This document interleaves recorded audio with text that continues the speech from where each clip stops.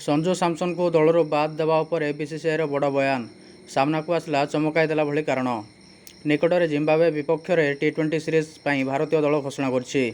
तेबे एही दल में संजू सैमसन को नाम नथिबारु प्रशंसक माने आश्चर्य होइछन्ति। गत किछि मैच रे संजू फॉर्म रे नथिले सत, किंतु टी20 वर्ल्ड कप रो प्लेयर ऑफ द टूर्नामेंट को एभली दलरू बाद देवा सिलेक्शन कमिटी उपरे प्रश्नवाची सृष्टि करछि। एबे एक रिपोर्ट रे बीसीसीआईर जड़े वरिष्ठ अधिकारी संजू सैमसन को बाहर रखिबार असल कारण स्पष्ट करछन्ति। रिपोर्ट अनुसार बीसीसीआईर वरिष्ठ अधिकारी जनक चयनकर्ता आलोचना विषय सूचना देइछन्ति।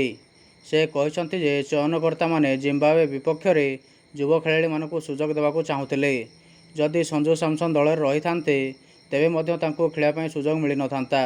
संजू आसंता सेप्टेम्बर रे हेबाकू थिबा एशियन गेम्स दलर अंश अछन्ति। तेणु तांकर वर्कलोड को दृष्टि रे रखी एही सीरीज रे तांको विश्राम दिया जाइछि।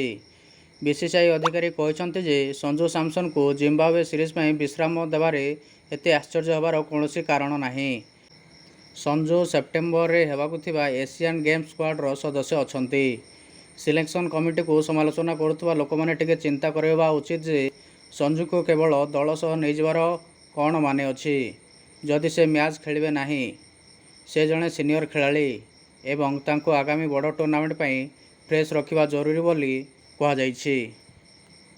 तेबे आपणको मत कौन? संजू सैमसन को भारतीय दल में नियमित सुजोग मिलवा उचित कि? कमेंट करी निजर मतामत जणातु। एभली क्रिकेटर सबुठारु बड़ अपडेट पाई आम चैनल को लाइक, शेयर एवं सब्सक्राइब करंतु। धन्यवाद।